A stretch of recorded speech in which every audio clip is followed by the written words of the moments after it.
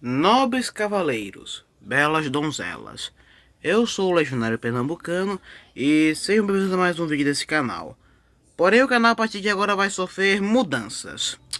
Esse agora vai se tornar um canal focado sobre ficção histórica, ou história alternativa, que também é como esse gênero também é chamado. O que é ficção histórica? É basicamente tu pegar um evento histórico e imaginar, criar uma história, imaginando o que poderia ter acontecido caso tal evento histórico se desenvolvesse de forma diferente do que na vida real. Certo? Então, a partir de agora, os vídeos desse canal vão ser sobre ficções históricas, histórias criadas por mim, com elementos da história do mundo real, porém sem o objetivo de seguir corretamente a história real. Vão ser histórias criadas em mim, histórias criadas por mim, baseadas na história do mundo real. Certo? Tendo explicado isso, simbora pro vídeo. Pois bem, dentro da minha caixola existe todo um mundo que acabei criando a partir das ficções históricas que eu fazia. E uma das partes mais interessantes da história desse mundo é a região da Huguenotia. O que seria a região da Huguenotia? A região da Huguenotia seria, nesse universo, uma região que fica entre os estados do Amazonas e do Pará. A capital dessa região seria a cidade de Franksville, e ela teria como seu principal povo, o pessoal que habita por ali, justamente os Huguenots. Então, simbora contar a história deles. Resumindo quem foram os Huguenots na vida real, eles eram um grupo de franceses lá do século XVI, que surgiu em 1546, que abandonou a fé católica, abandonou o catolicismo e se converteu principalmente para o calvinismo, que era uma religião de origem protestante. E justamente por terem abandonado a fé católica e se tornado calvinistas, né, protestantes, os huguenotes por toda a sua história foram extremamente perseguidos pelo governo francês, já que a França no século XVI era um reino católico com forte relação com a igreja, com um forte laço com a Santa Sé. Mas, nesse universo aqui que eu criei, nessa minha ficção histórica, no ano de 1559, os franceses fundaram na região da floresta amazônica uma colônia chamada Franksville, em homenagem ao rei francês da época, que era o rei Francisco II. Aliás, esse rei Francisco II, ele existiu na vida real. E ele inclusive morreu muito novo, com apenas 16 anos. Pois então, acontece que o Francisco II, pouco antes de morrer, fez um acordo com a liderança dos Huguenotes, no qual foi estabelecido o seguinte: os Huguenotes, eles nunca seriam bem-vindos na França. Os Huguenotes, enquanto permanecessem na França, sempre iriam ser perseguidos, presos ou mortos. Mas, caso os Huguenotes se mudassem para a colônia de Franksville, essa colônia recém-estabelecida pelos franceses, a mando do rei Francisco II, os Huguenotes por lá seriam bem-vindos. Lá em Franksville, os Huguenotes eles seriam totalmente livres. Eles não sofreriam mais nenhum tipo de perseguição. Olha, para ser sincero, os Huguenotes queriam permanecer na França. Mas, entre permanecer na França e continuar sendo perseguidos, ou se mudar para essa colônia ali na Amazônia e viver de uma forma livre, eles preferiram a segunda opção.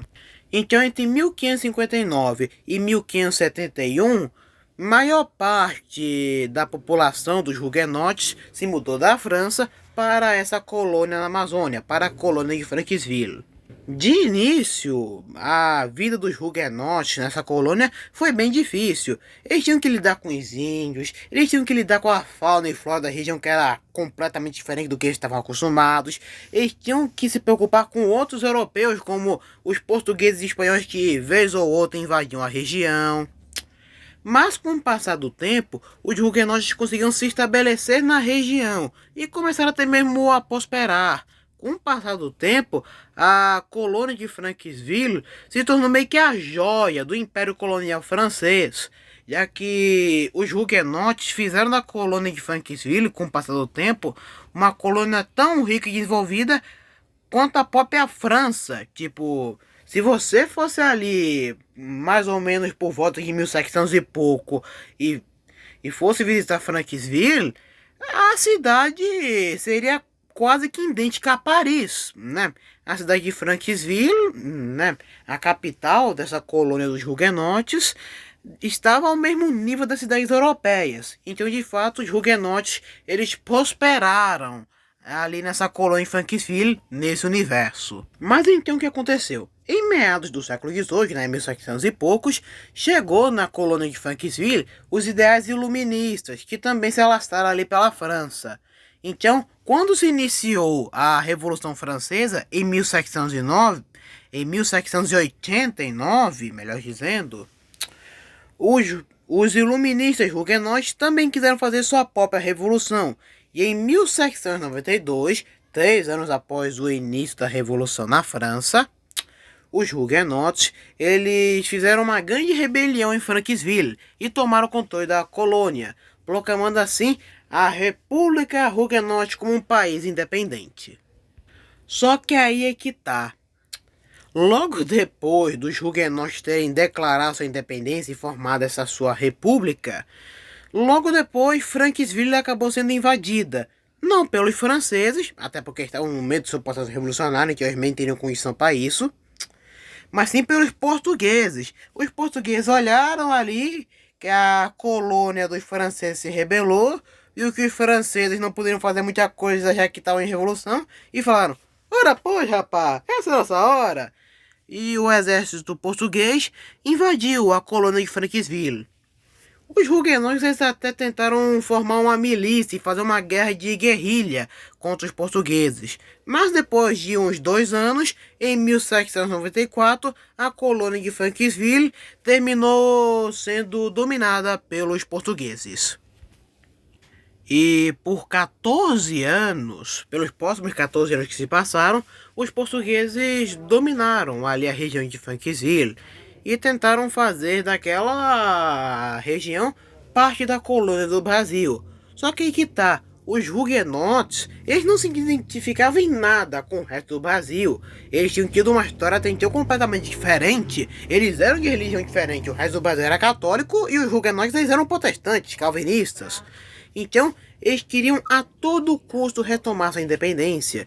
Então, esses 14 anos de ocupação francesa em Franquesville foram bastante turbulentos, já que quase toda hora os huguenotes estavam tentando se rebelar para tentarem retomar sua independência. E em 1808, quando Napoleão Bonaparte invadiu Portugal e a corte portuguesa fugiu para o Rio de Janeiro, os huguenotes eles viram como a oportunidade perfeita para eles conseguirem a sua independência. Assim que se iniciou a Segunda Guerra Huguenote. A primeira foi em 1792, né, dos portugueses invadindo Franquesville.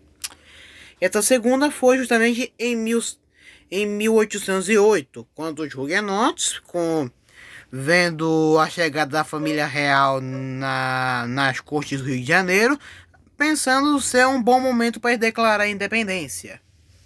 Sendo que essa segunda guerra dos huguenotes foi mais longa, os huguenotes conseguiram lutar por mais tempo contra os portugueses. Até porque os huguenotes nesses 14 anos conseguiram formar, às escondidas, uma espécie de exército revolucionário. E por 4 anos os huguenotes eles lutaram contra os portugueses.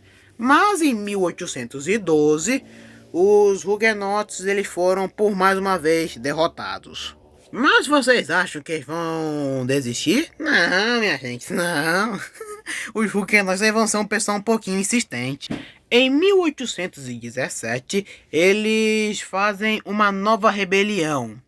Sendo que, dessa vez, eles haviam convidado para ser o principal general do exército huguenote, um irmão de Napoleão Bonaparte, Lucien Bonaparte.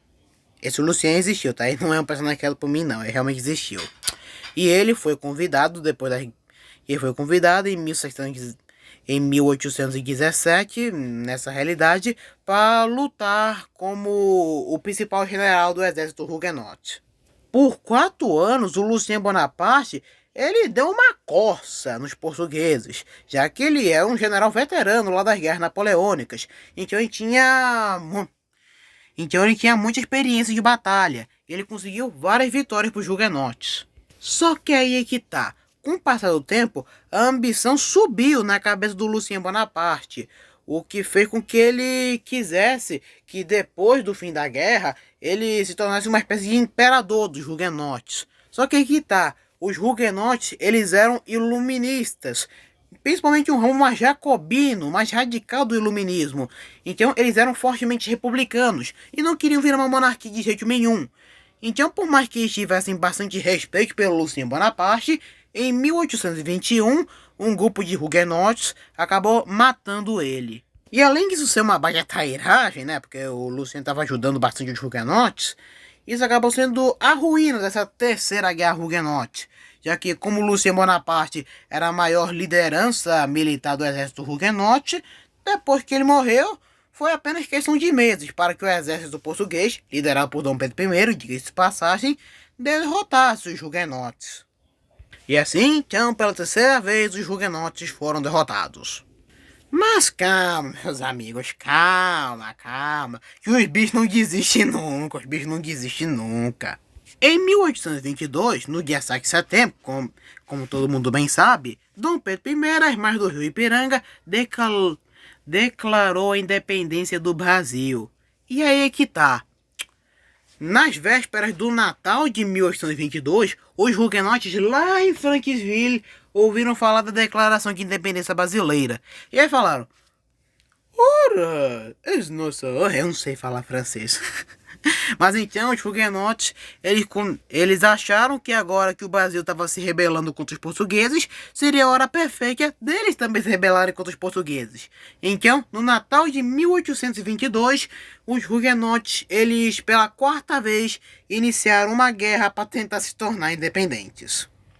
Mas os acontecimentos dessa guerra e o que vem depois dela, eu conto na parte 2 desse vídeo, que eu acho que sai semana que vem.